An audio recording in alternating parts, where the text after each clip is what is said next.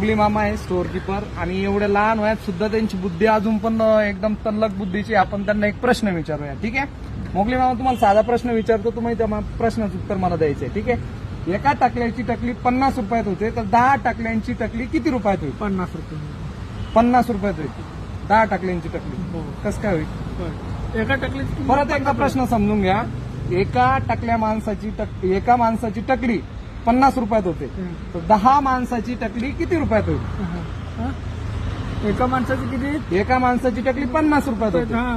तर 10 टाकल्या माणसांची टकली किती रुपयात होईल? 10 टकल्या माणसांची म्हणतात. मग मी तेच विचारतोय तुम्ही तुम्हाला. ते टकल्या म्हणतात हा, तुम्हाला मग तर किती 50 रुपये रुपये.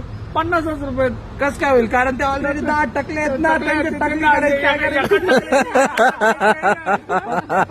मोगली मामा आहे स्टोअर कीपर आणि एवढ्या लहान वयात सुद्धा त्यांची बुद्धी अजून पण एकदम तल्लक बुद्धीची. आपण त्यांना एक प्रश्न विचारूया. ठीक आहे मोगली मामा, तुम्हाला साधा प्रश्न विचारतो, तुम्ही त्या प्रश्नाचं उत्तर मला द्यायचंय. ठीक आहे. एका टाकल्याची टकली 50 रुपयात होते तर 10 टाकल्यांची टकली किती रुपयात होईल? 50 रुपये. 50 रुपयात होईल 10 टाकल्यांची टकली. हो. कसं काय होईल? एका टकलीची परत एकदा प्रश्न समजून घ्या.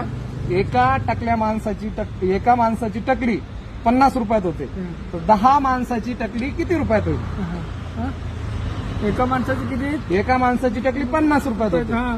तर 10 टाकल्या माणसांची टकली किती रुपयात होईल? 10 टकल्या माणसांची म्हणतात. मग मी तेच विचारतोय तुम्ही तुम्हाला. ते टकल्या म्हणतात हा, तुम्हाला मग तर किती 50 रुपये रुपये. देईल? 50 रुपये. कसं काय होईल? कारण ते ऑलरेडी 10 टकले आहेत ना. त्यांची टकली करायची काय करायचं?